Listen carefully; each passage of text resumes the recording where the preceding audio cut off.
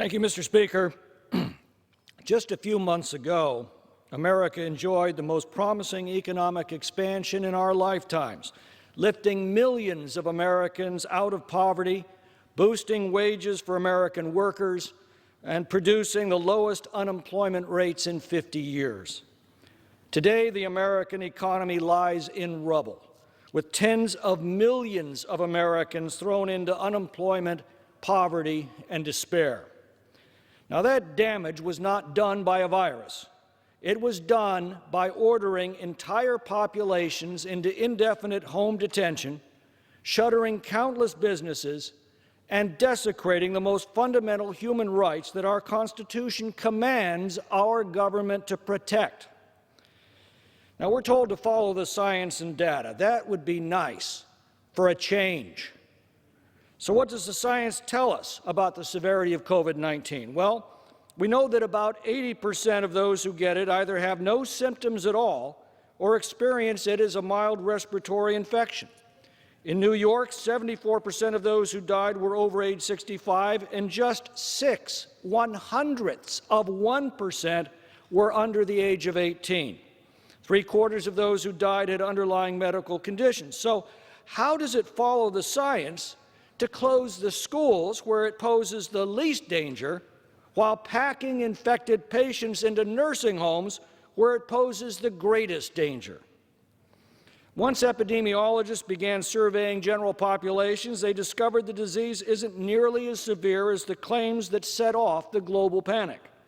Researchers at Stanford University surveyed the population of Santa Clara, California, and estimated a fatality rate of 0.17%. New York serology tests revealed a fatality rate of 0.5%. So simply stated, if you get the flu, your chance of survival is 99.9%. And according to these studies, if you get COVID-19, your chance of survival is better than 99.5%. So how does this science justify throwing nearly 40 million Americans into unemployment? Does the science support population-wide lockdowns?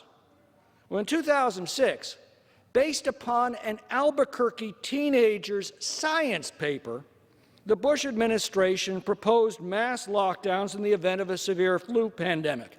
Now, leading epidemiologists warned at the time that, quote, the negative consequences of large-scale quarantine are so extreme that this mitigation measure should be eliminated from serious consideration, end quote.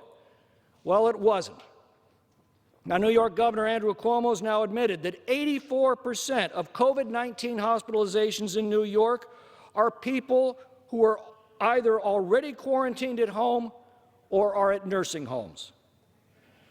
Statistical analysts, including Stanford University's Michael Levitt, Tel Aviv University's Isaac Ben Israel, Kentucky State University's Wilfred Riley, and Cypress Semiconductor's T.J. Rogers, are finding no significant statistical difference in the infection curves between those jurisdictions that have destroyed their economies and those that haven't. In fact, a study by J.P. Morgan has found an inverse relationship as economies begin to open back up. A study of 318 outbreaks involving 1,245 cases in China found just one outbreak that occurred indoors involving just 2 cases. 80% of the outbreaks occurred in people's homes. So how does it follow the science to close outdoor venues and order people indoors? Mr. Speaker, it's high time we considered how many Americans will die because of the COVID-19 lockdowns. The Wellbeing Trust predicts up to 75,000 deaths of despair due to suicide and drug and alcohol abuse because of the lockdown. In March, the Epic Health Research Network warned of a 94% decline in breast, colon, and cervical cancer screenings. The Rape, Abuse, and Incest National Network reports a 22% increase in children calling for help. A 2011 Columbia University study funded by the National Institutes of Health estimated that 4.5% of all deaths in the United States are related to poverty. So how does it follow the science to destroy the livelihoods of millions of Americans, cut them off from their social networks, forced them into isolation, and plunged them into poverty and despair. Now, I don't blame public health officials. They have the luxury of ignoring the effect of their policies beyond their area of expertise. The responsibility rests rather with the public officials who failed to consider the catastrophic collateral damage that they've caused, who became so drunk with power and so besotted with self-righteousness that they lost any reference to common sense or any concern for the damage they've done. I yield back.